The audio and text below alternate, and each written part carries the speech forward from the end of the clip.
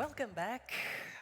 We now move from discussion to direct connection and collaboration. Throughout this day, the sessions were exploring the importance of innovation, investment, market transformation. The next part provides an opportunity to see these ideas in action. It's organized in collaboration with the European Innovation Council Innovation Procurement Programme.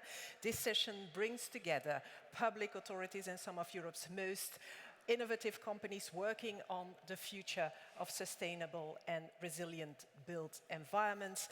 I would like to thank them, of course, for organizing this session. For you, this will be my goodbye for today. I will be back tomorrow. Enjoy the pitches, the conversations, and most importantly, the networking afterwards. I do hope you make a lot of good and fruitful connections. Thank you and have a wonderful session.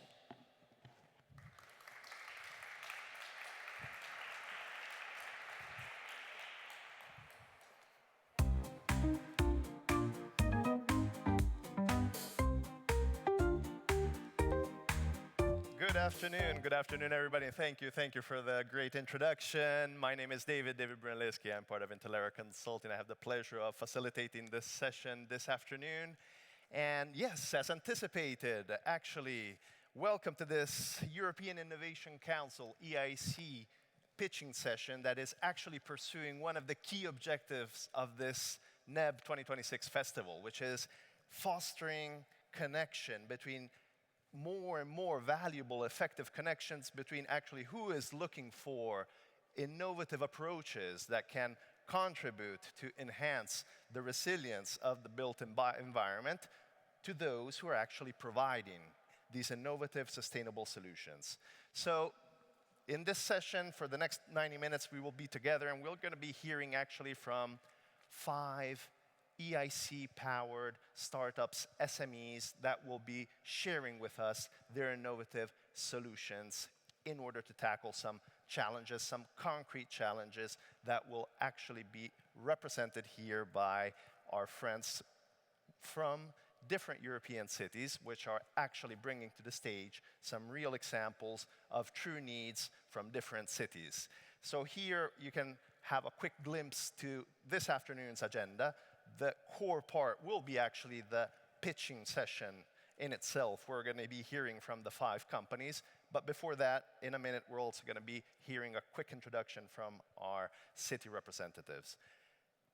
Before getting started anyway, I have the pleasure of allowing me to invite and welcome here on stage a big NEB fan, Kieran McCarthy, who is independent councillor, member at Cork City Council, and member of the European Committee of Regions. Kieran, please join us on stage.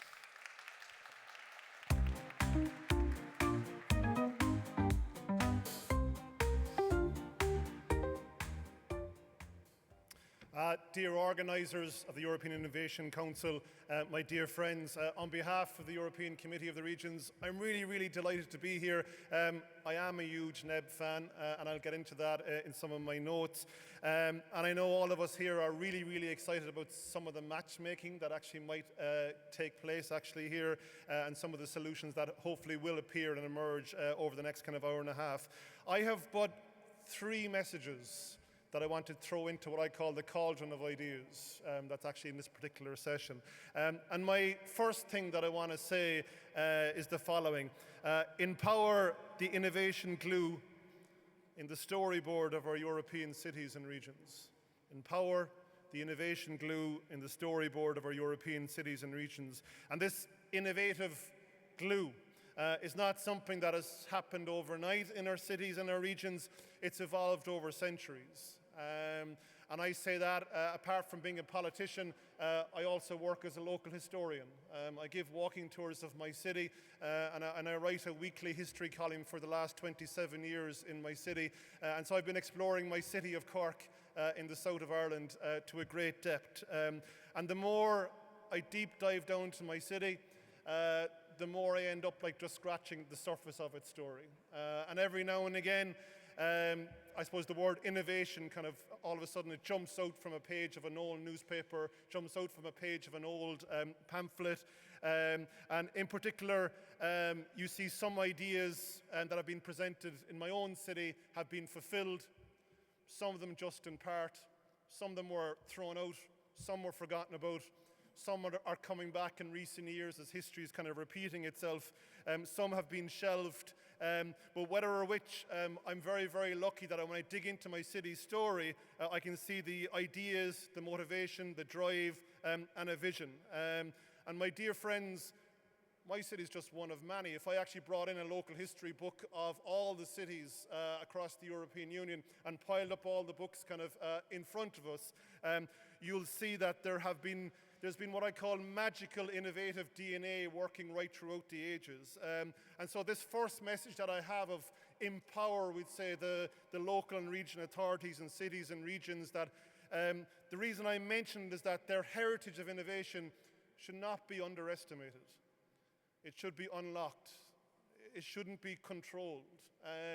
And sometimes there is that sort of tendency to, we're not going to test that idea on the ground. But the ground has been testing ideas for centuries. My city has been testing ideas for centuries. So my first message, empower the innovation glue in the storyboard of our European cities and regions. The second thing that I want to say to you to add to our cauldron of ideas here this evening is that at the heart of this innovation glue, or DNA, is one of bringing people together and building ecosystems of ideas and participation and breaking down silos. And I know that as practitioners, you're all practitioners in this room, you've probably heard the word breaking down silos over and over and over and over again. But there's still areas right across Europe's cities and regions that we need to continue that narrative and push that narrative. And the new European Bauhaus champions that narrative of kind of coming together and breaking down silos. We cannot solve Europe's problems by just working kind of in isolation.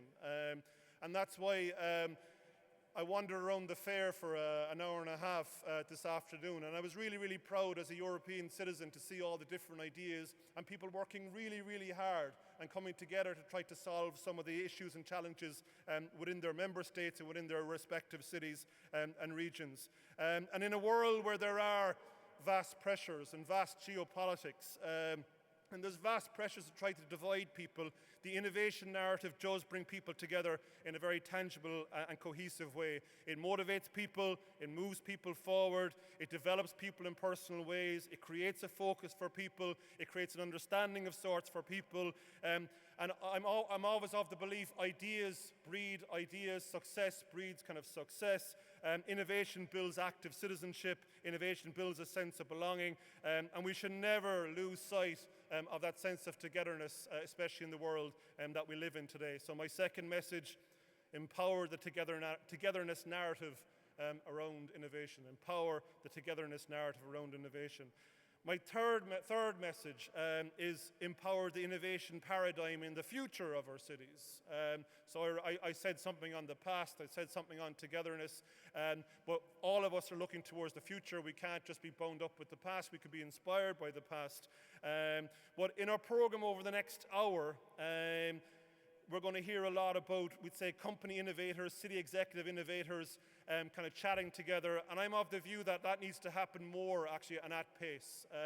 I am also of the view that the new European Bauhaus, it's only reaching the ground now, we'd say, after about 3 years. And it's beginning to gather pace now. So that means we need to put more effort into the gathering of that particular pace as well. And we all know that innovation can improve resilience and robustness and knowledge sharing, and it empowers local leaders and business innovators. It can help address complex problems like housing and the climate crisis and spatial inequality. It can empower the collection of real-time data sharing, IoT sensors, knowledge-based industries, startups. But we hear all those narratives a lot. But I think we have come to a point as well where we need to make sure the social innovation is also kind of involved. It can't be just all a capitalist innovation. We need to remember the social side of it. Not all the innovation narratives that are out there in the world at this moment in time are sustainable. We need to watch that. We need to invest more on non-extractive innovative practices. We need to invest more in social innovation. We need to invest more in solving day-to-day problems by speaking with the people on the ground. And linking back, I'm very, very proud to see there's so many different ideas in the fair itself. We need holistic approaches, long-term strategic planning, the involvement of communities and intercity partnerships and cooperation. So my third message, empower the innovation paradigm, but maybe what I call a paradigm of 2.0 that we've had like the last few years, we've heard a lot about smart specialization and quadruple helix. We're now moving into another phase, and we need to keep moving into all of those particular phases, especially around kind of social innovation. So my dear friends, let me conclude with my own kind of cauldron of ideas. Indeed, there are many messages that can be said about this evening, but it's important that we trust the cities and the regions. We empower them. We empower their innovation glue. We empower the togetherness narrative of innovation as well, and also that we look to the future in a balanced, sustainable way. So, storyboard, togetherness, the future. I wish everyone the best of luck in this particular panel. I'm really, really excited about it. It's practical, it's down to earth, and we need more of that in this world of the European Union that we live in today. Thank you so much.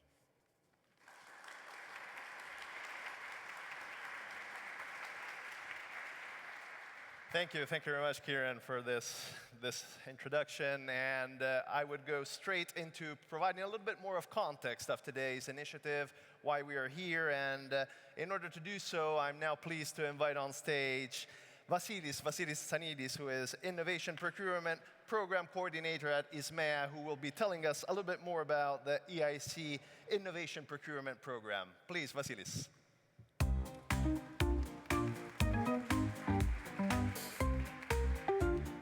Thank you very much, David. Thank you very much, Kieran, for the very inspiring welcome to this pitching event. It's the first time that the European Innovation Council is organizing a pitching event in the context of the new Bauhaus initiative, and we are very thrilled about that.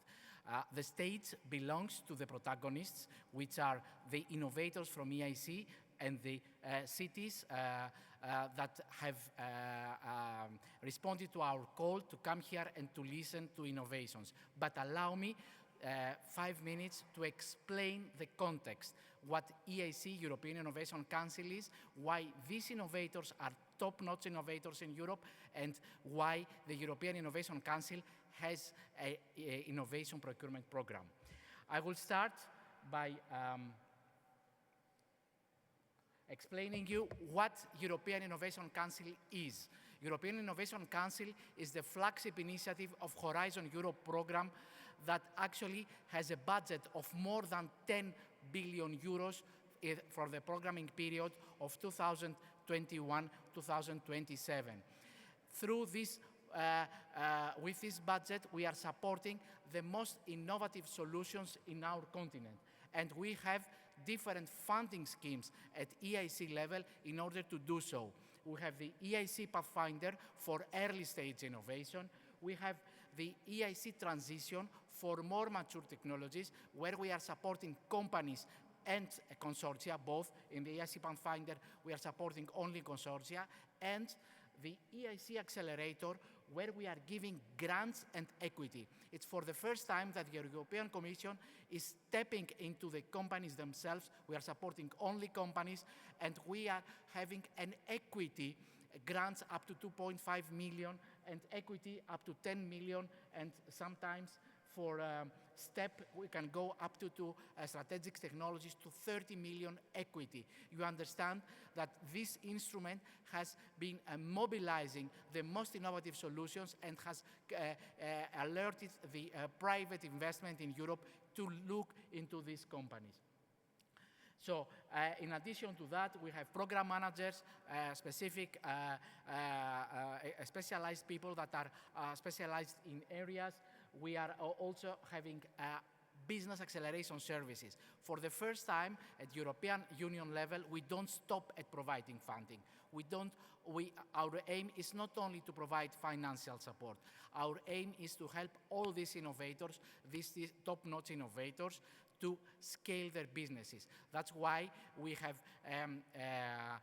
set up these business acceleration services where we are providing extra support apart from the financial support to these innovators to scale up their businesses. And we are offering mentoring, more access to finance to other private investors, not only the EIC, but also access to market players and procurers. That's why we have this EIC Innovation Procurement Program.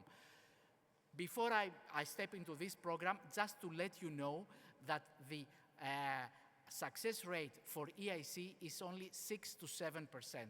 These people that you will see in a few minutes, they have passed very competitive procedures in order to receive support from EIC, involving also future investors. So you are going to witness la crème de la crème, as we say it in Greece. I'm from Greece. La crème de la crème of innovation in Europe.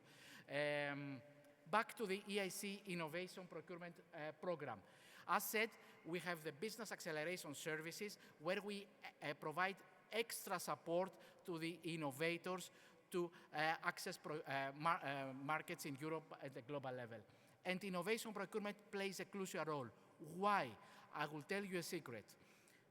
In Europe, we spent more than 2 trillion euros through procurement at annual level. And half of it is being spent at local and municipal levels. So you understand that cities are key players when it comes to procurement. And that's why it is really important to find a way to connect these innovators with the future buyers of these innovative solutions for in a win-win approach. To make our lives as citizens better, because we need innovation to make our lives better in the cities that we are living in and the regions that we are living, but also to support the competitiveness of the European economy. And in the Innovation Procurement Program, we have different activities, the matchmaking, like the one that you are taking part today, the assistance to public buyers. We are providing assistance to public procurers to carry out innovation procurements, because we do believe that the more innovation procurements are happening in Europe, the more business opportunities are open to innovators in our continent.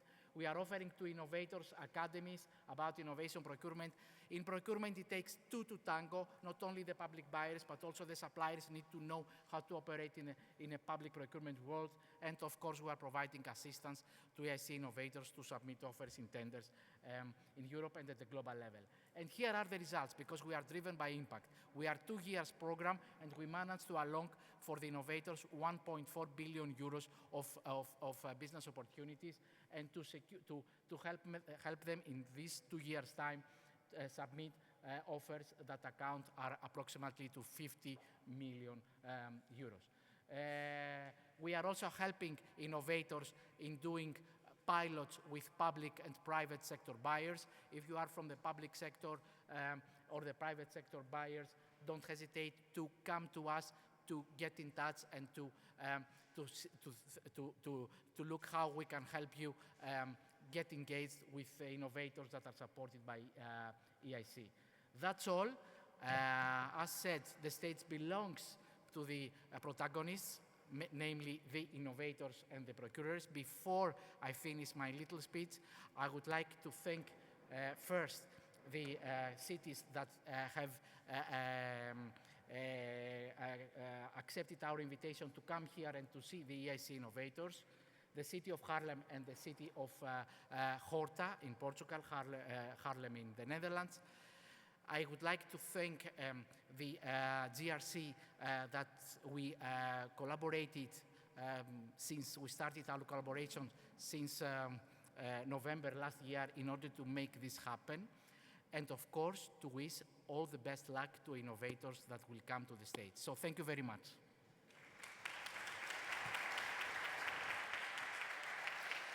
Thank you very much, Vasilis, for this great overview. And actually, you just mentioned it. Our key players here, which are key buyers in the European context, are actually the cities. So now I'm pleased to introduce to you our representatives from our two cities. Vasilis already mentioned it. We have from Haarlem in the Netherlands, Valentina Schippers Opheiko.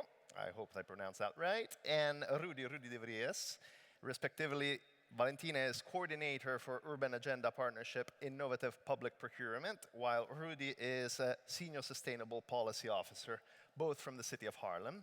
And coming from further away, from the town of Horta, from Portugal, from the Azores Islands, so quite a trip, we have also the pleasure of having on stage this afternoon Claudia Avila Gomez, who is landscape architect at the municipality of Horta.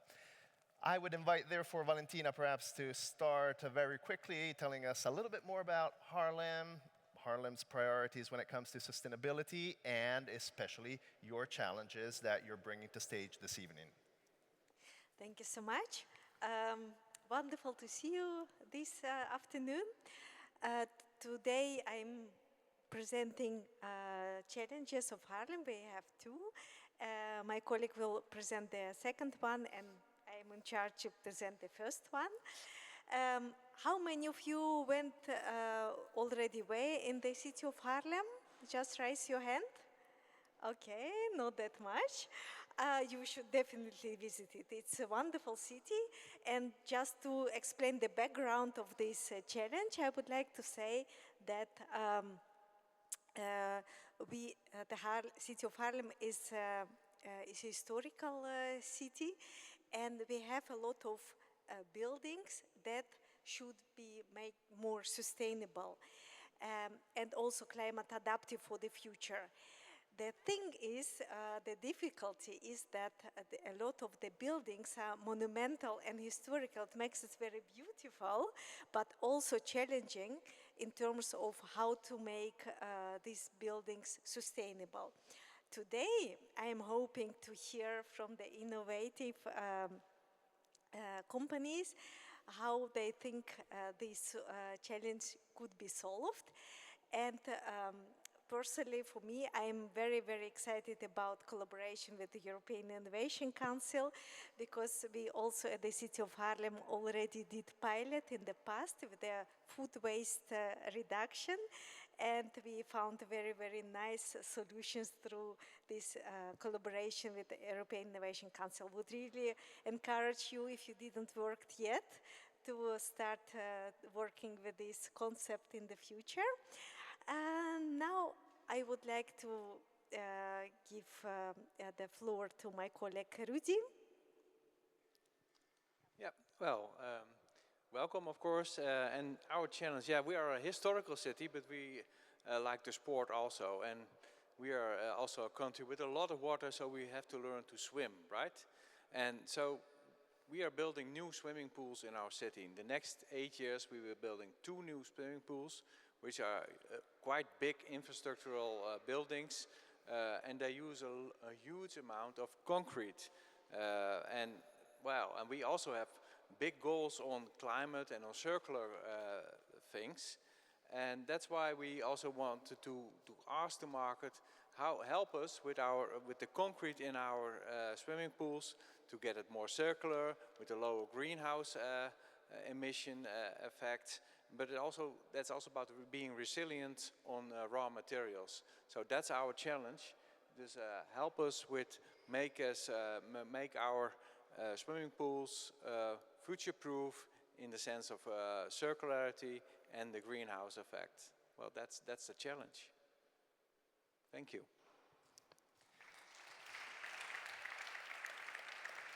Thank you very much, Rudy. Thank you, Valentina. And I would move straight into our town of Horta. Claudia, would you like to quickly give us an introduction? Yes. Good afternoon. I'm Claudia Gomes. I'm from Lisbon, but I currently live in Horta. Horta is one of the tiniest, maybe one of the tiniest towns in Portugal. and maybe one of the tiniest towns in Europe too. It's a small town. But in a few years ago, we were committed to the NEB, and we won a local initiative prize of an European Bauhaus. Here I will thank Rita that it's here with me too, Rita Campos, architect, who was the person who wanted to do this local initiative prize and won it. So we started to work with NEB, and after that we started to work with Hickley too. Hickley and Big Buyers working together. We started to work with them, and we discovered in 2 or 3 years of work, we did a lot of reflection about the new European Bauhaus and discovered the opportunities of new European Bauhaus, but also the challenges. So this is a unique opportunity to be here and to ask the entrepreneurs, the companies, to help us to solve a small and big problem of Azores, but also from Portugal, and not only from Portugal, from other countries, because in the fair we saw that, for instance, in Greece, this problem of humidity, it's also a challenge. So what I'm here to ask is an innovative and sustainable solution for building isolation, which can help dehumidifying without electronic devices. So a bio-based solution or something that it's not connected to the electricity. This solution will be ideally applied both private and public buildings. You see the city, it's a small city in Azores, a small island, but the problem is not for Azores, it's this outermost region, but it's about other countries too.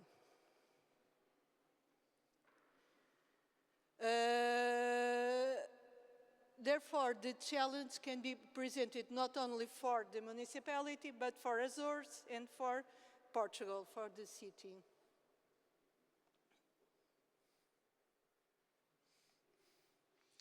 So in 2003, this Eurostat, they saw that Portugal is one of the most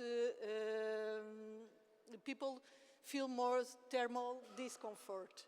And in the Azores, the problem is even higher because we are in a very humid place.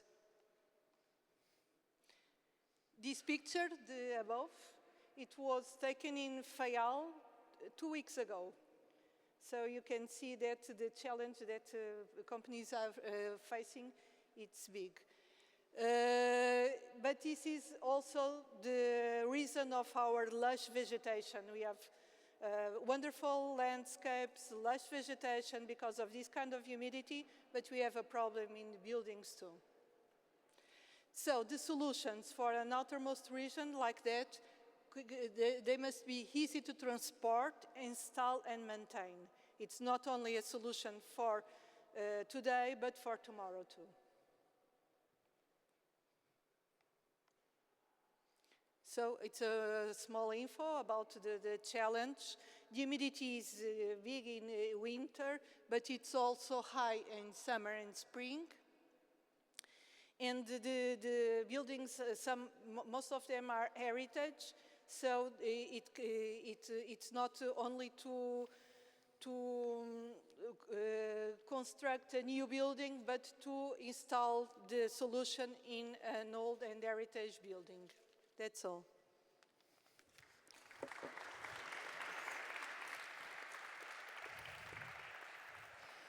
Thank you very much, Claudia. And well, I think now it's time to jump into action. So actually to get into the core part of this session this afternoon. So now we're gonna hear from the EIC startups and SMEs their pitches.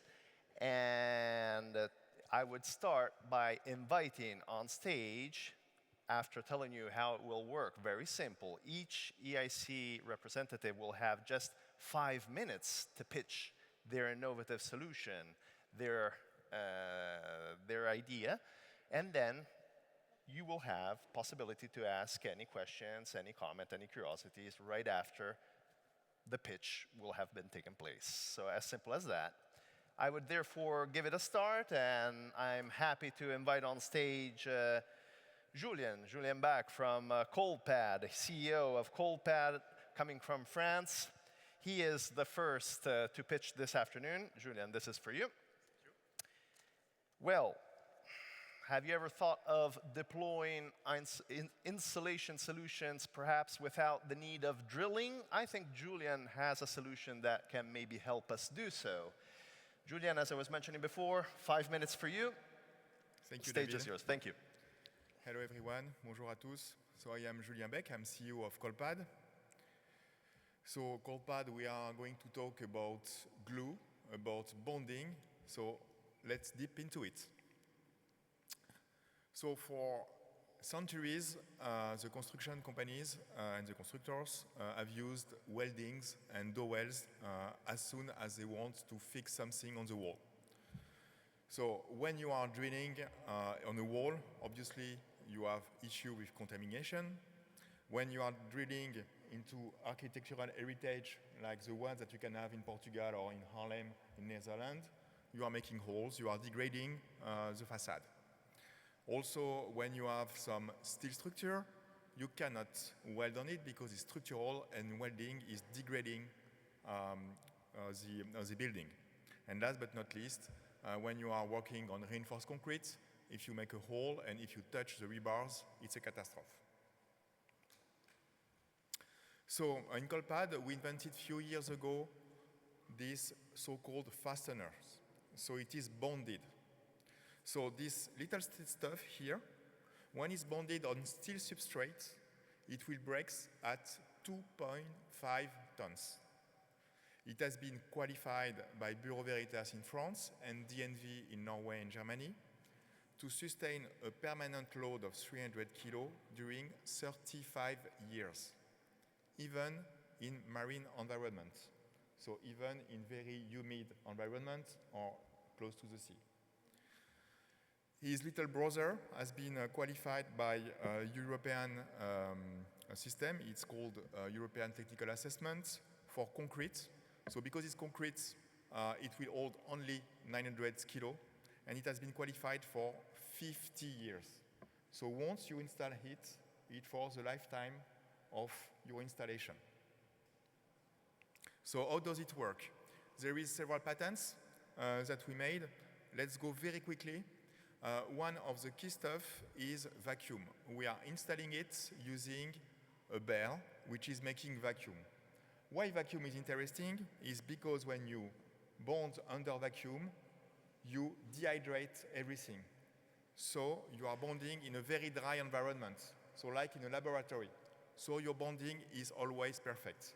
Our clients are, for instance, oil and gas company in Angola, 95% humidity.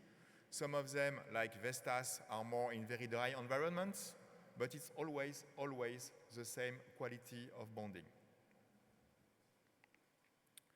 So let's have some example of utilization.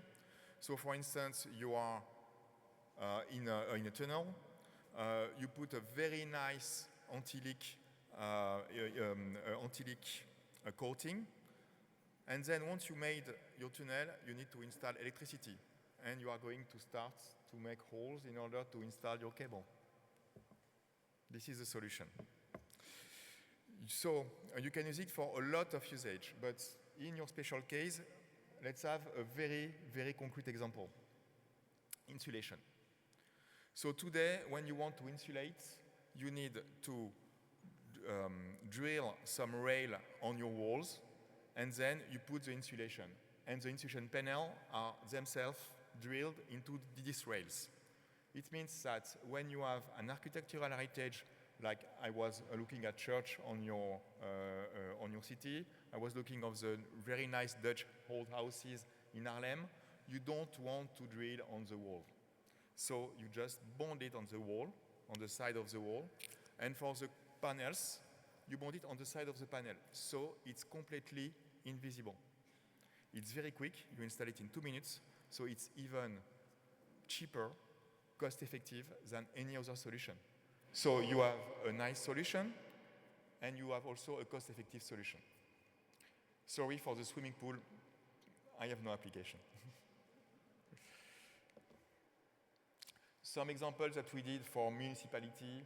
So for instance, Tokyo City asked us to install some city sign on the street or on nice buildings made of steel and glasses. So it's harder than it seems because it needs to be hurricane resistant. So the load that you can have there is huge. And also in nuclear power plants, because in France, we like nuclear power plants. So in a nutshell, this is not only a nice solution for environment, it's also cost effective because obviously if we want people to use it, it needs to be competitive. So it is a new tech and it has been funded by Europe. Thank you very much. Thank you very much, Julien. Valentina, Rudy, Claudia, any questions? Can I ask some questions? This can be used in floors, but also in the walls, yes? Yes, floor and walls, yeah. Okay. And about it's not only the humidity, but we have the salt winds, the corrosion. It is a very good question. At the beginning, we made it for a shipping application. So when I say that it's qualified for 35 years, it's qualified for 35 years on a ship. So directly subject to seawater. So I was wondering, this 35 years, is it calculated, or is it you have experienced that it was hold 35 years? It was not completely clear to me. Yeah, it's a good question. What you need to do is to use material that has already been used for ages. So basically, the material that you will find is stainless steel. Okay, it's a marine style stainless steel, so it won't corrode. Then we're using a seal over here, which is very well known in the construction industry, that is going to protect the glue that we'll put in the middle. And then the glue, on purpose, we have used a very known adhesive, which is used for decades, that we developed with Henkel, the German company that is making, in particular, Loctite glue. So then once we use this, we need to prove to the classification society, so Bureau Veritas, DNV, and also the European Technical Assessor, by test. So we start by calculation, and then we test it in worse environments that we will see in your case. So for instance, 1 year in our test will represent almost 50 years in real-life operation. I have other question. The product is certified for all the European Union. What are the countries that it is certified? So it's certified for European Union, but also as we are working in shipping, because, I didn't mention all our certification, but we are certified by DNV, which is Norwegian and Germany, Bureau Veritas French, ABS, American Bureau of Shipping, so it's also certified by US. And when you have this 3 classification society, actually, it's renowned everywhere in the world. So for instance, we are working extensively with Vestas, so the wind turbine maker. So we are going to make 300,000 of it every year for Vestas, and we are going to use it everywhere in the world, in Asia, in Australia, Africa, Americas, and obviously Europe. So it's full certified. It is, it is. Another question is about if you insert these well, it's a nice invention, but if you wanna if you use it and you wanna later on you wanna remove it for what kind of reason, how easily it's removed? Does it harm the structure behind it. If it's a historical building, you maybe don't want, or is it removable without you don't see anything like glue you heat and then it's loose, or well? Exactly, it is removable.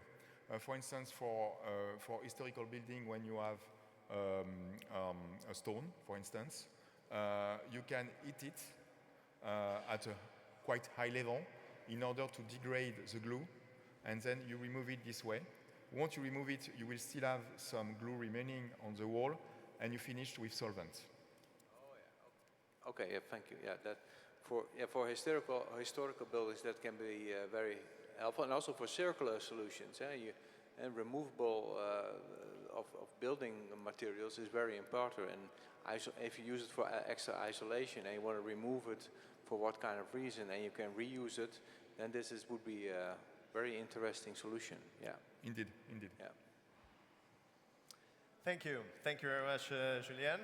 And of course, our representatives from the companies will be available for further chats even further ahead, so please don't hesitate to reach out to them if you have any questions or curiosities. Thank you. Thank you again, Julien. So let's continue in our virtual journey around Europe. So I'm pleased now to invite on stage Alexander Schechner from Emvola, CEO of Emvola. He will be telling us a little bit more about how one single modular prefabricated solution can basically put together everything when we're talking about heating, cooling, water, and also maybe dehumidifying, right? Yes. 5 minutes for you. Thank you very much. Okay, thank you very much. So, as probably most of you know, buildings, investment, construction of the building, and the operation is our highest life cost issue in our life. It's the highest position. It's the highest position you can have. So of course it makes sense to put some effort in and make sure we can optimize and improve the things. So what we found is that building technology has not been on the same fast-track path as construction in general. In the construction industry, we are seeing disrupting solutions like modular designs, standardization, fast-track solutions. The building technology is totally behind. It's still old style, old-fashioned equipment. So we found that we can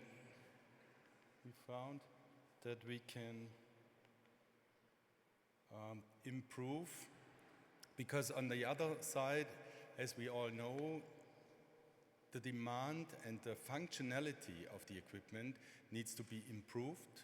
And of course, the equation is simple.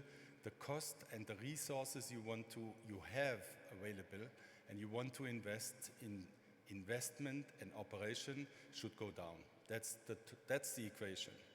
Functions up, costs down. And operational costs down. Usually, you are in this typical trade-off situation. You can have more functions, more cost, more operations, cooling, extra ventilation, more energy. But you can come over this. And this is one example, standard equipment for a hotel. And we are, say, re-engineering the story of building technology to use much less parts and pieces. It's all-in-one solutions, it's less pieces in general, less ducts, less. So at the end for a hotel, it means more functionality, more comfort, and 70% less parts and pieces go into the hotels. The company is already really scaling up because the markets are almost unlimited huge. Alone the German market, or if we talk about Europe, the European direct addressable market for building technology for new buildings, it's our main focus in the moment, is new buildings or full renovation of buildings, is 40 billion euro. And they're all looking for viable improvements to their situation. So standardization, prefabrication, and this is a typical picture. We take down the capex, hotels, 10% of the total project, 20% of capex for office buildings. We take down the energy consumption quite often by 40%. And we improve the comfort because we have all year dehumidification, ventilation, people sleep well. So you have much better functionality and the costs come down. And this is not a fairy tale. Customers come and say, this is like a fairy tale. No, it's hard work. It has been hard work over many, many years. It has been, of course, in the beginning, visions, and we had to get people to support us, like EIC. The EIC funding was crucial to make this happen. Now it appears to be a mini part of the total story, but in the beginning it was the important part of the story.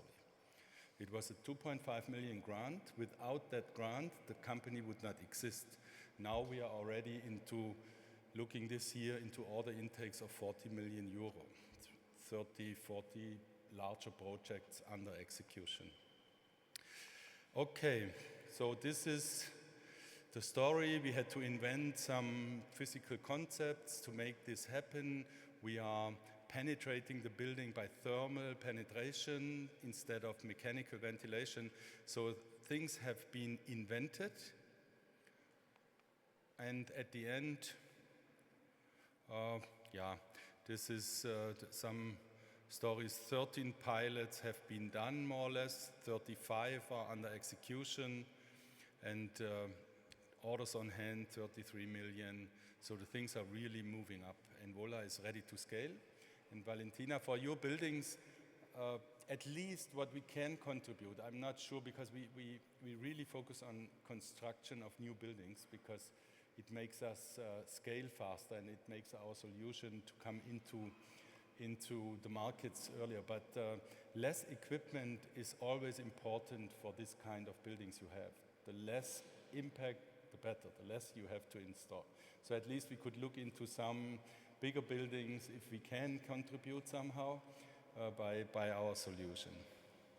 Okay, so this is a flagship project. One of the big German companies is now fully dedicated to our solution. They exclusively go within Wola for their new kind of climate resilient industrialized buildings. Yes. And this is more or less it. Let's see. Let's build it together. That was in Wola. Yes. Thank you very much, Alexander. Valentina, Rudy, Claudia, any questions? Oh yes, there are some questions. In the Netherlands, we are in the middle of we are starting of an energy transition, and the thing is, we want to get rid of our natural gas heating of our buildings, and then we have, let's say, two choices: using heat pumps in individual buildings, or using collective heat networks. And I just wondered, this solution, and how would you consider this? Is this an individual solution for, let's say, one building? And how does it, if you compare it to a heat pump, which is now quite common? Yeah. Okay, so this is really optimizing buildings. The bigger the better, but it goes into one building. It's a heat pump solution. It is, we call it a storage heat pump technology. It's improved heat pump solutions, but at the end, honestly spoken, if you digitize the buildings and you really optimize the building and the heat pump system, you are much better off than if you try to do a central solution. Central solutions are okay if you have some kind of energy coming in from somewhere. If industry would give you, data centers would give you. If you don't have anything like this, forget it. Go to optimize the individual house, because the amount of energy we need at the end is very little now. So it's really, we put the machines directly above the apartments to make sure that we directly control what is really necessary. So this was my question. What can we spare in amount of energy with this solution. Yes, you need electricity, of course, but the story is not much. Less equipment, less electricity. That's the story behind it. I also have a question. So you mentioned modular construction, which is if you can prefabricate, you can also lower amount of materials, Yeah. for example. Does it work like Lego? You know, everyone Lego. Like you, after the life cycle, you can take apart, separate, and build something else. Can you just say a few words about it? Yeah, at least what we have achieved is in a traditional way, if you introduce building technology, you have to have like 50% material and 50% labor at site. Now we are up to 90% material supply and only 10% labor at site. So it is really and we call it integration. It's not only the modular design, it's the integration into construction. So building technology and construction is melting together, and then you optimize the things as a whole thing, and then things go. It is really like Lego. So once you have the construction up, installation is already in. That's clear already. That's done actually. If you see this, there's no other way to build something. If you build new, that's just fully integrated. But industry is not yet there. We are the only company to really go that far on that path. And the life cycle of this solution, what it meant to be? Yeah, the standard is 30 years. We give 30 years of spare part warranties for the customers. We try to extend it to 50, but for now, the 30 years is is the thinking. Okay. So. Great. Thank you. Thank you very much, Alexander.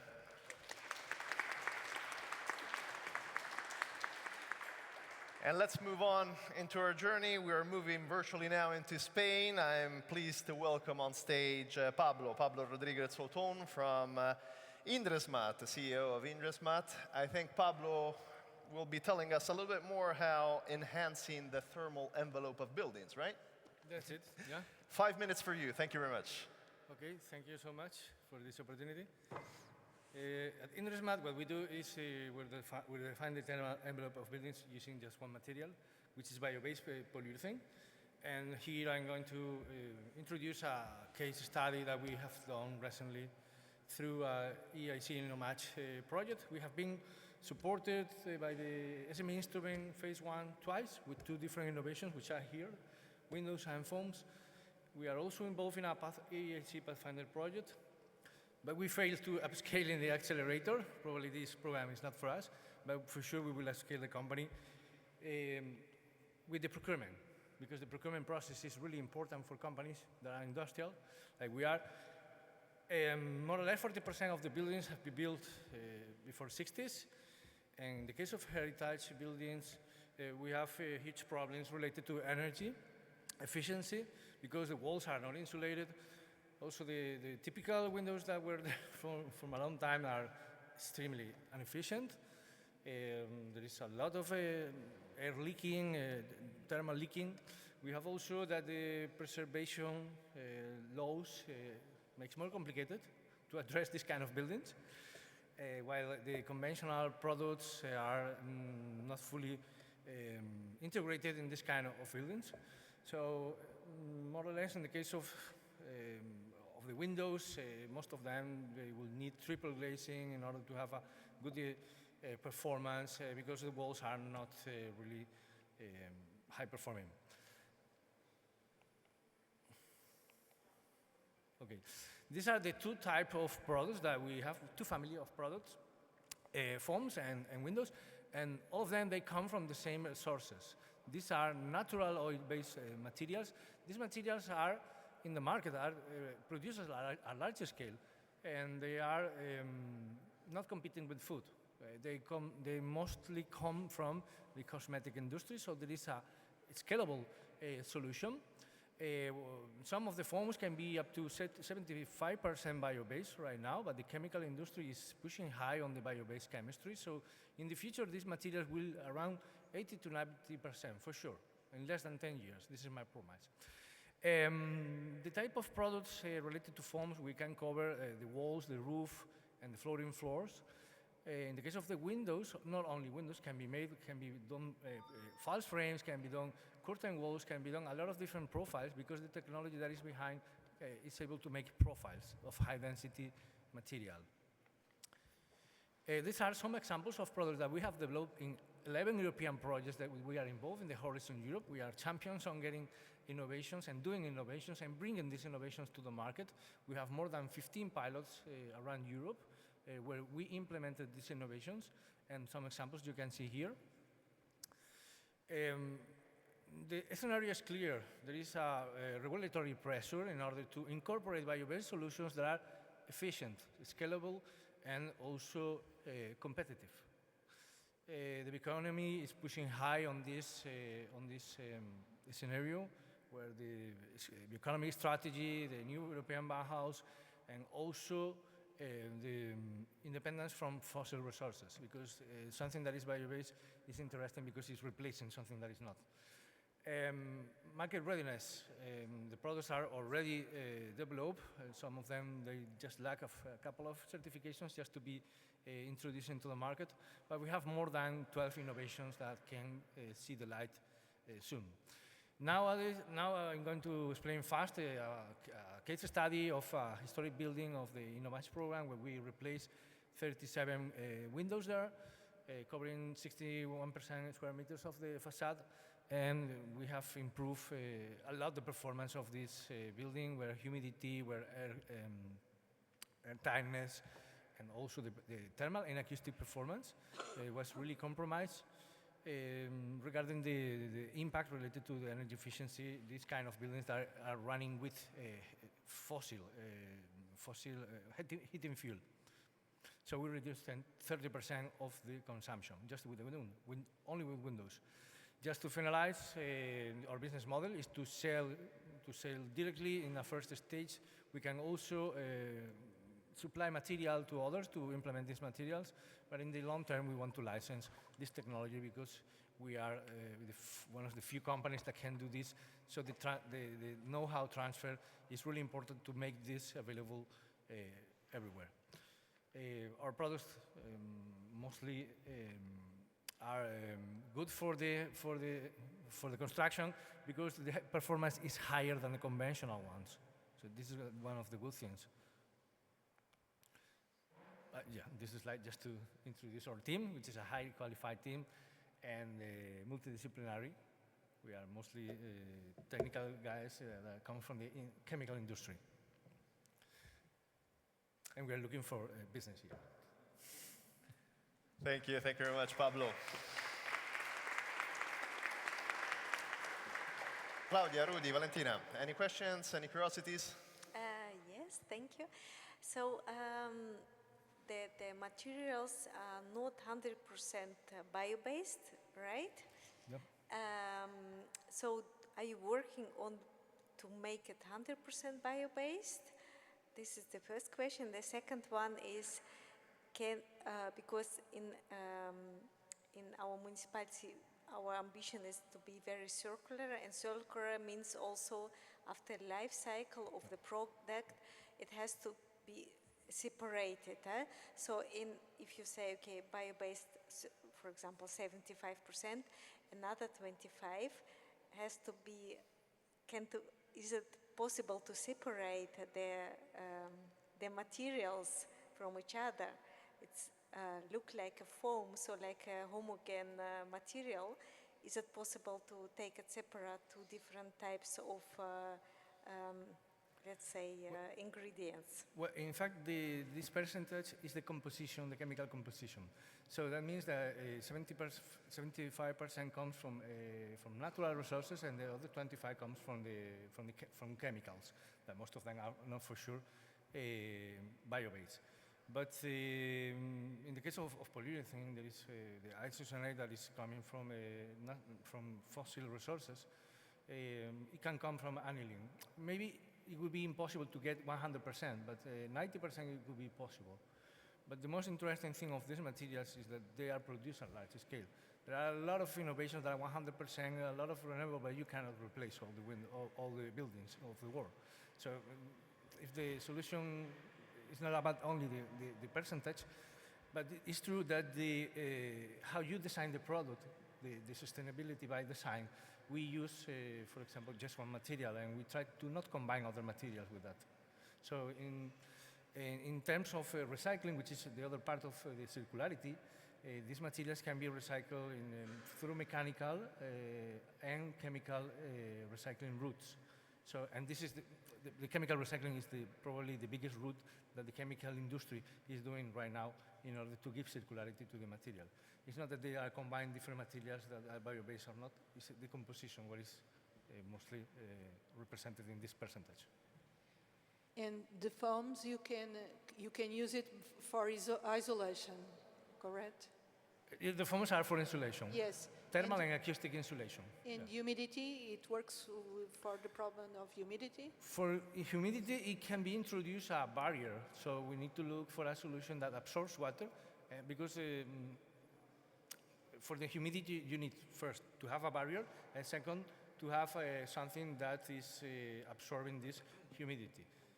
Because like a coat, yes. Probably maybe a chemical coat that. Probably some material that can absorb, that can be a coat, can be I don't know, maybe a gel or something. That this is an interesting challenge that we didn't face before to have a barrier for humidity. But the first thing is to have a tightness in order to avoid that the humidity comes in. But when the humidity comes in, you need a barrier to absorb it. So I think we could work on this sense.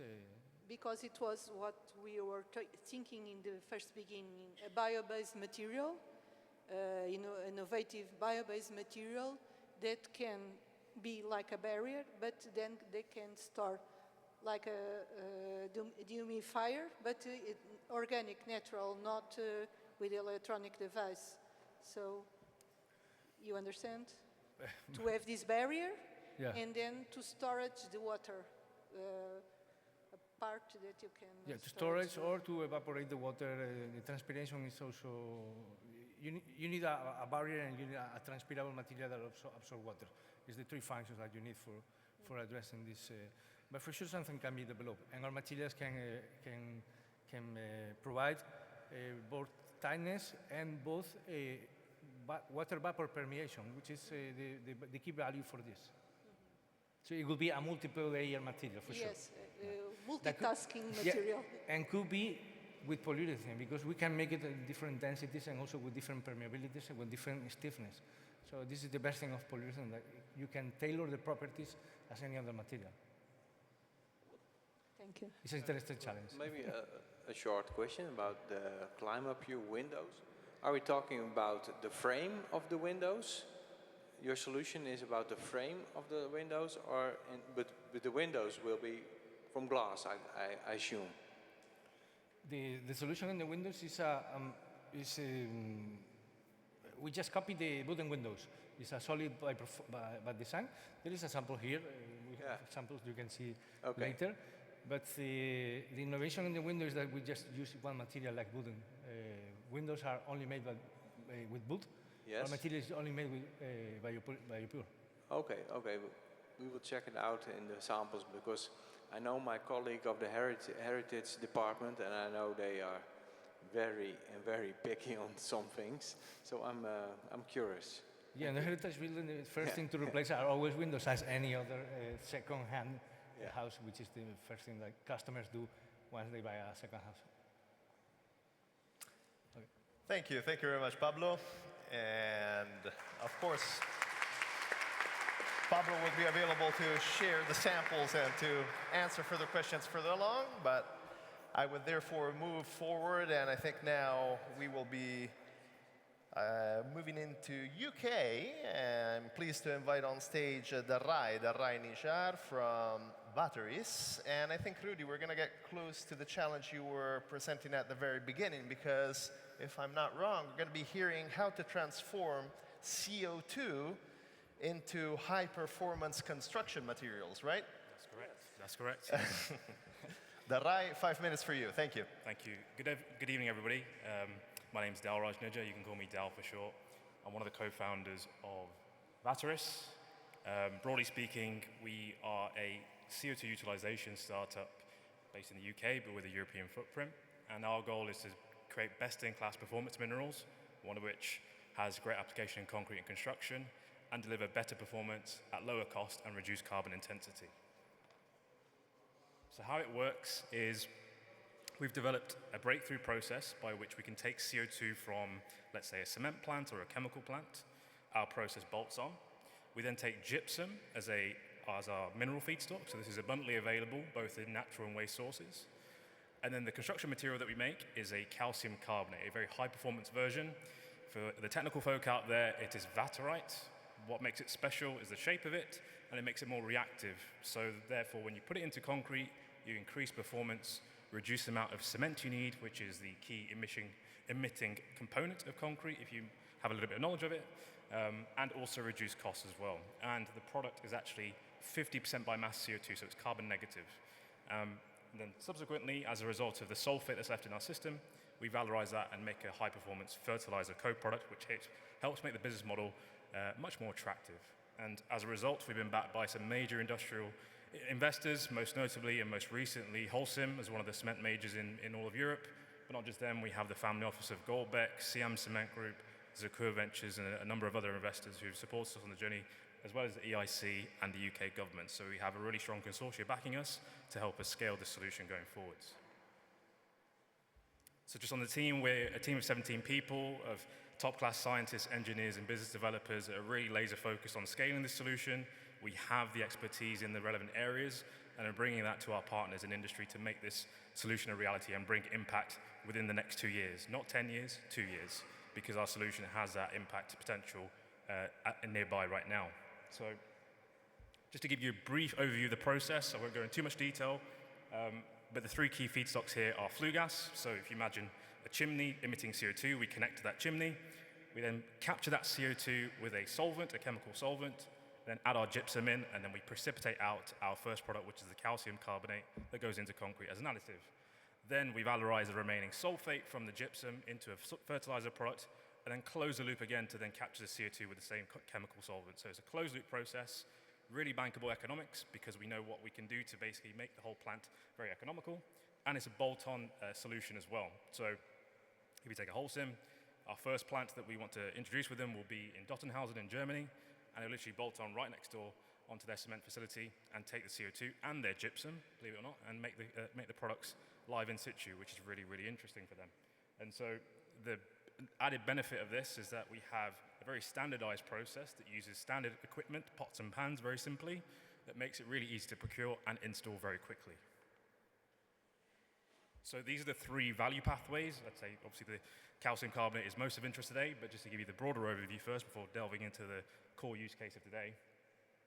We brand the calcium carbonate as GypCarb, and so this is a carbon negative calcium carbonate that delivers better performance, particularly in the early ages of concrete, and is synergistic with other SCMs or other cementitious materials that we use in concrete, and subsequently is 100% standards compliant because calcium carbonate is already used in concrete, so inherently it would be working today if we had it in commercial scale, which hopefully we will in the next 2 years. So it's a ready-to-use drop-in material that fits really seamlessly into existing workflows. Again, a reason why the industrials and the big concrete producers and contractors have backed us from day one. And then subsequently, we start the story with the carbon capture side, so we're using a standardized capture methodology in order to enable this to happen, and then subsequently make the whole process more economical via the fertilizer co-product, making it a really impactful business case that combines industrial decarbonization at scale. And so the markets, as you probably know, are quite large, and I think more broadly speaking, what we're trying to do is bring industrial sovereignty back to Europe. So as we know with certain geopolitical matters, these materials are becoming more scarce and more prone to risk, and so we're bringing that in-house and subsequently reshoring that capability and doing so in a really novel but yet scalable manner, which is really powerful. And so where we are right now is we have our pilot plant up and running, and we're now laser focused on commercially scaling our process. So we've run our products through multiple trials with the industrials that I've already mentioned and a few more, which showed great performance. We've now signed off-take agreements with our early partners and now looking to scale into live production within the next 2 years and hopefully going to Haarlem very soon with our product as well. And the economics speak for themselves, and so very simply, if we control our feedstock costs where we can, that means that we can achieve really attractive margins, which make the business case really, really powerful for our partners that will help us.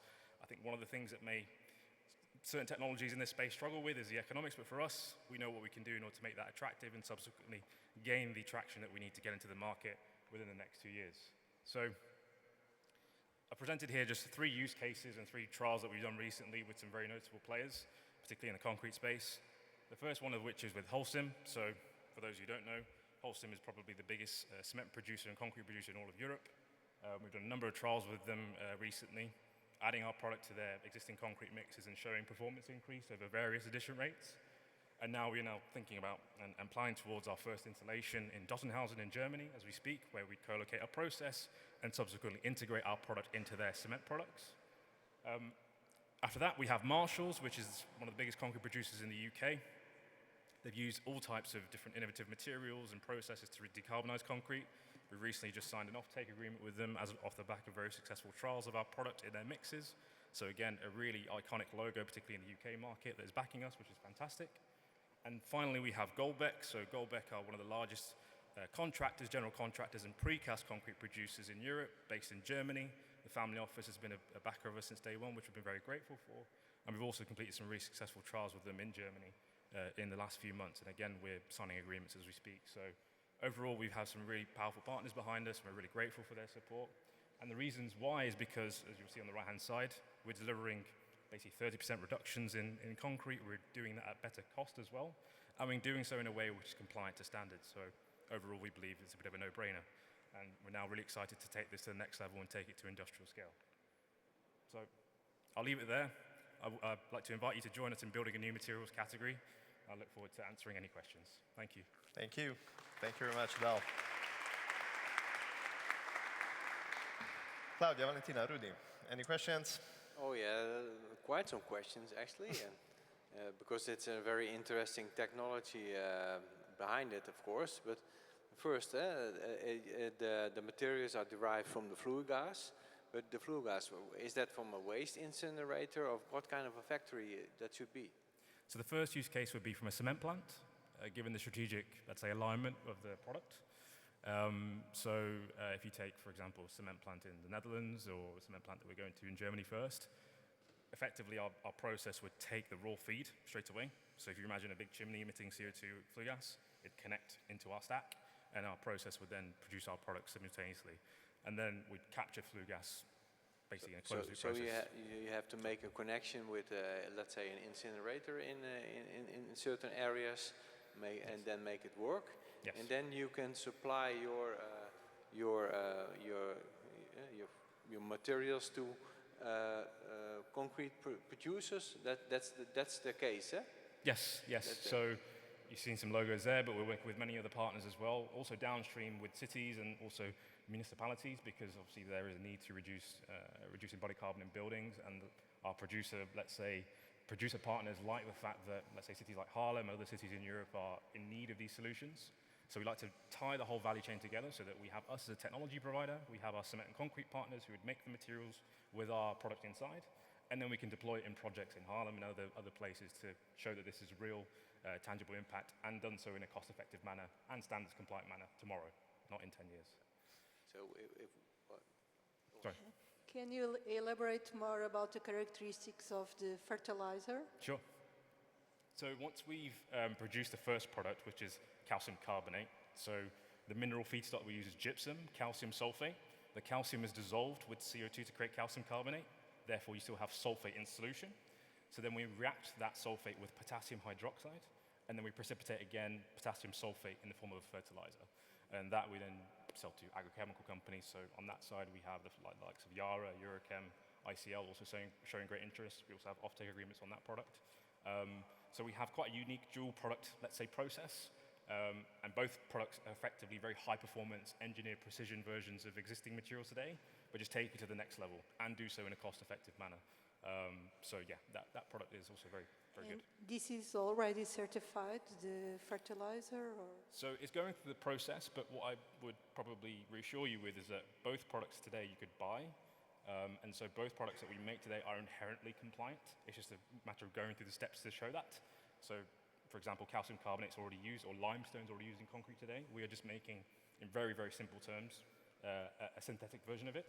And similarly as well on the fertilizer, again, it's the same. However, our versions are higher purity, better engineered, better performing, at very, very competitive cost. That's where we stand out. I was wondering with what percentage the price of the concrete will increase by adding this CO2 captured material? It's a good question, and a question that we get a lot. So it doesn't have to be. You can monetize, let's say, the CO2 or capture that value in different ways. So as you may know already, large emitters are paying, carbon tax in the form of EU ETS. So as a result of us capturing CO2 from their plants, we're actually reducing their liability there. And because our product, because we're using that CO2, it's coming for free. The gypsum feedstock is also very, very cheap. In our case, close to zero because our partner has it. That means that we can price our product very competitively with existing materials today. So that means the concrete that you will receive in your project will not be any more expensive than it was before because we are actually creating value as a result of using our product.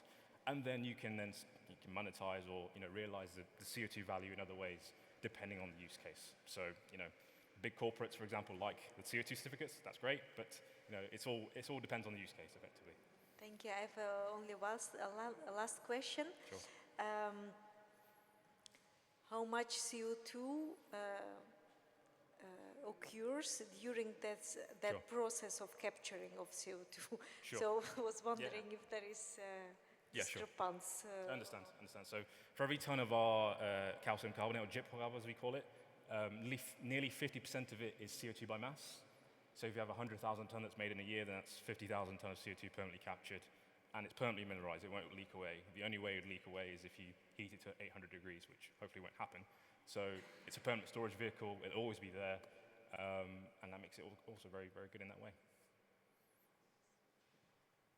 Thank you. Thank you very much, Del.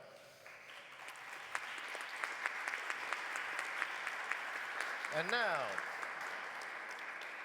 last but not least, I must say, our final solution that we will be presenting this evening, coming from Spain. I'm pleased to invite on stage Loreto Garcia from Nido Construtec, CEO of Nido. She will be telling us a little bit more about a marine bio-based building material, right? Yeah.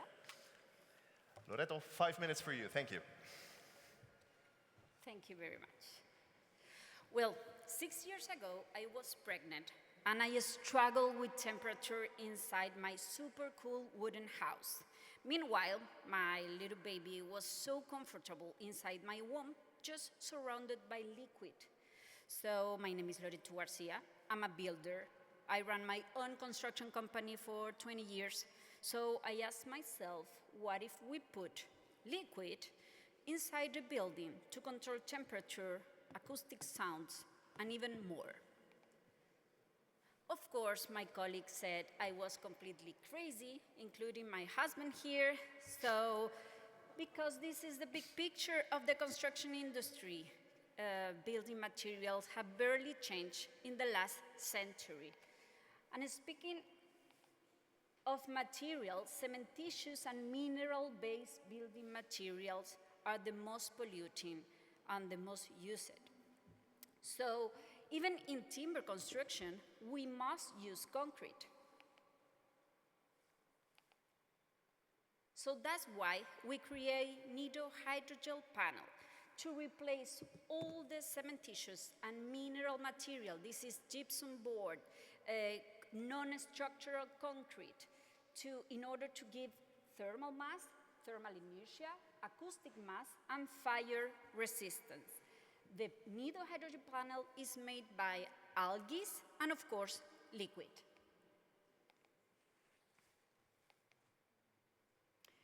I want to say here just one thing, because I know my people, I know the builders, so we are cheaper. we are cheaper, and we are carbon negative material. We are a carbon negative material because we are made in with algae. We won 10 million Horizon fund to trace all the algae, all the material beginning from the ocean, all the CO2 captured from our algae until the end of life, because our panel in the end of life is a Nido biochar, and also we can use it as a co-product to the agro industry. So why we needed the public institution? Because you have to be the early adopter. We are in such a conservative and also machista sector. So we need the trust of the market. So we need you. I mean, it's urgent, because the real carbon negative public building will be the how we show to the world how it's real working. So from the validation to scale, now we are generating already revenues, but also we are looking for public buildings to pilot and to do and to show the product. This is my favorite part. I'm the founder and CEO, and then Karina Gomez, she's the scientific behind Nido. And we call it Nido because Nido in Spanish means nest, and because we want to create resilient homes and buildings to fight against the climate change. Thank you.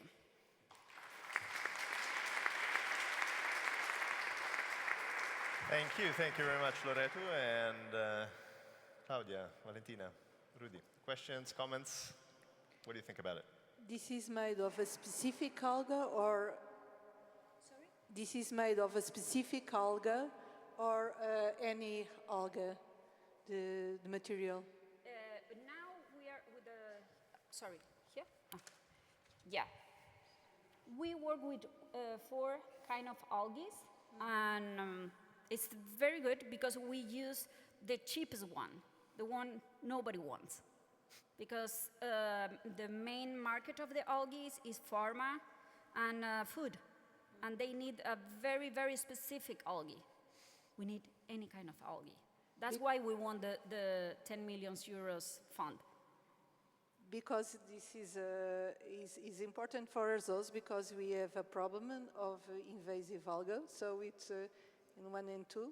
So you can use the algae and do the material, so yes, it can solve some ecological problems too, maybe. Yeah, we solve 2 problems, we can say, because algae is a problem right now. Some of them, yes. Yeah, some of them. We have too much an amount of algae in the north of Europe, also in Portugal, also in the Mediterranean Sea. So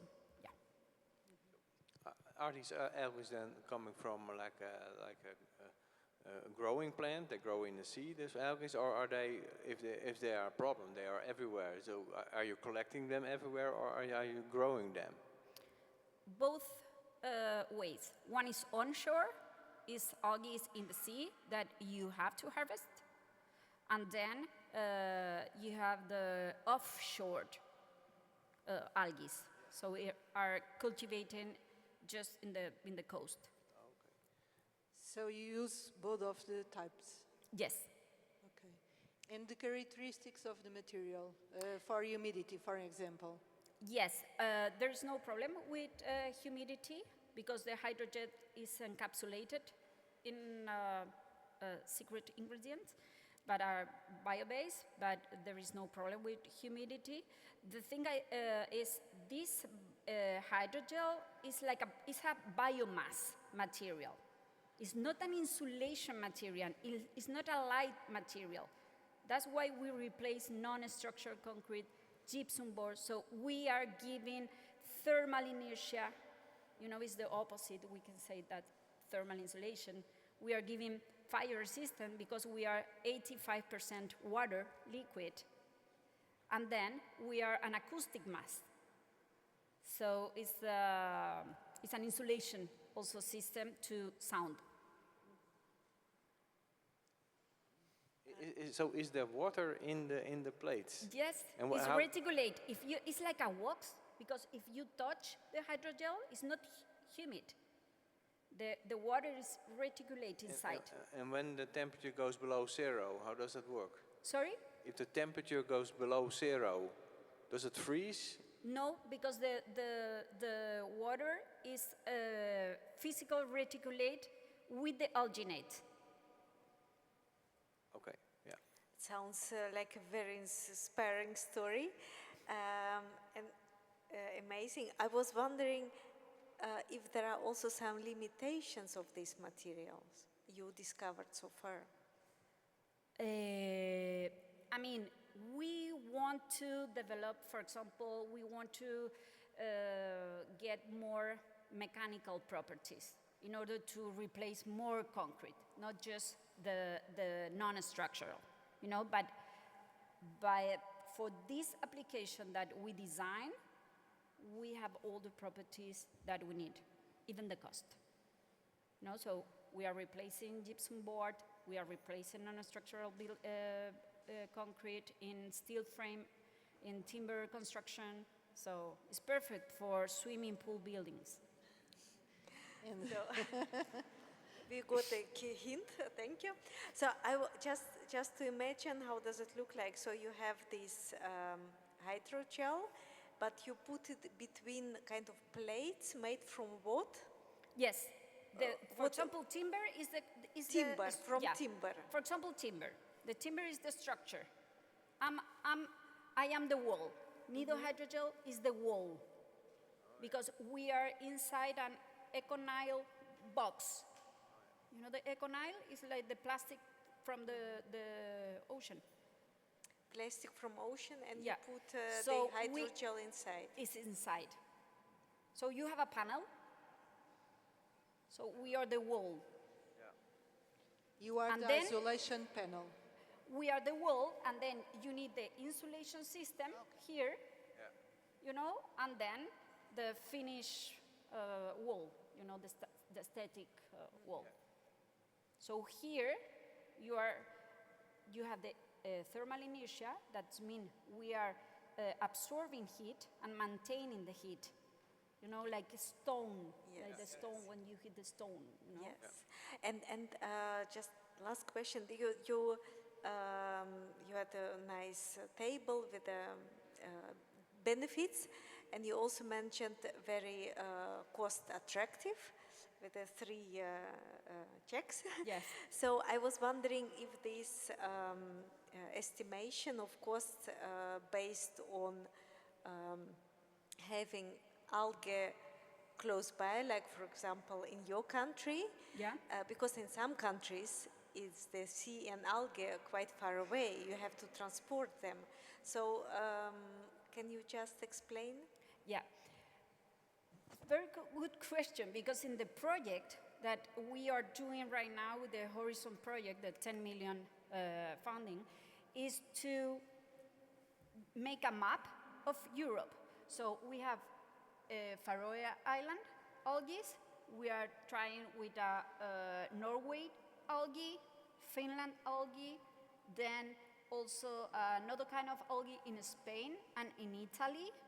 You know, so we are creating a map in order to, if we build in Germany, we have to take the alginate from, I don't know, from Norway, because it's near to Germany. So this is part of the project. Try because to my Portugal partner, too. she comes from the EPD system, so she's very strict with that, you know. So try with the Portuguese algae, please, because we have an ecological problem there. Yeah. The thing is, it's the same algae in Spain. Is the same algae as Portugal, so that's why we took this sample, because it's the same. Thank you very much, Thank Loreto. you. Bye-bye.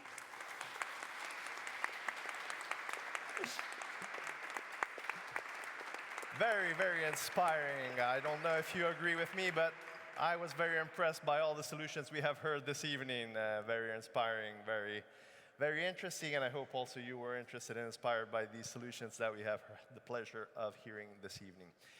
This actually is bringing us towards the end. I just wanted to wrap up very quickly. In order to do so, let me invite again our Innovation Procurement Program Coordinator, Vasilis, for a brief conclusion. And I think also we have a slide here with maybe some advertisement about our Innovation Procurement Program for those of you who still have not perhaps joined the community or registered to the newsletter. Thank you very much. We promised you innovation. We brought innovation. What we said, like that innovation from the future, you saw it in your eyes. You saw it really happening in your eyes.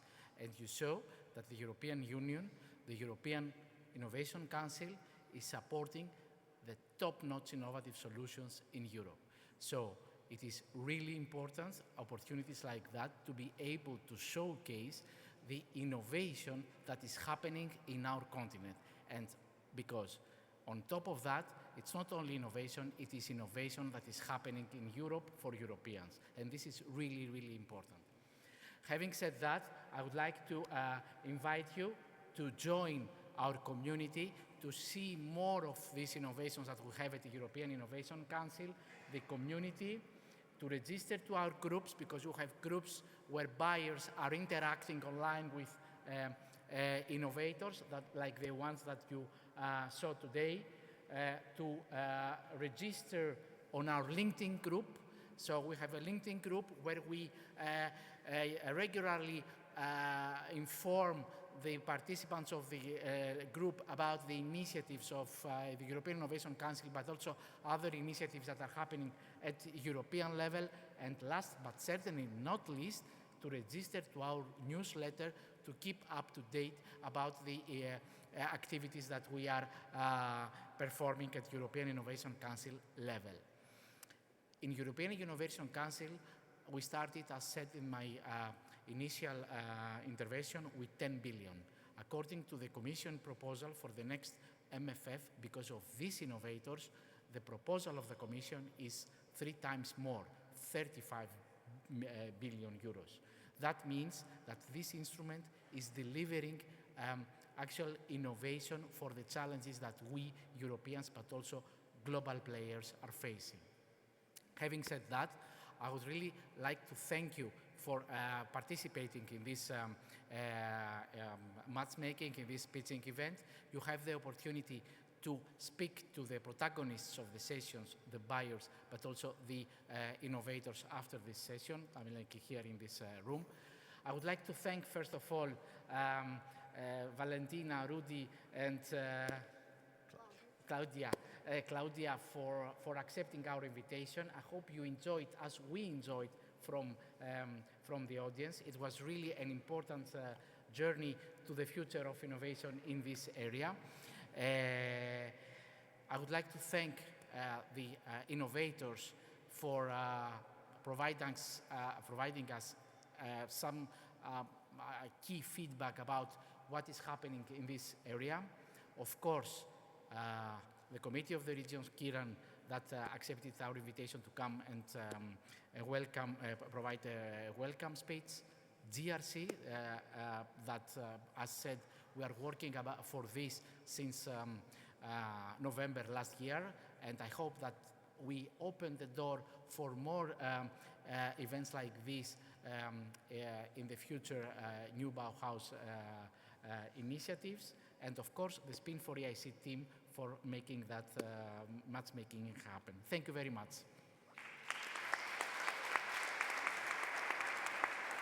Thank you very much, Vasilis, and also on my side, a big thank you to everybody. I won't repeat all, but I'm really pleased and happy to have you with me on stage this evening.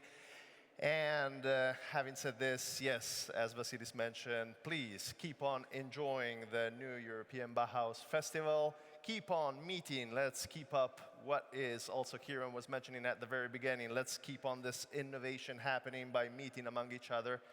And so everybody keep on enjoying the festival this evening and in the upcoming days.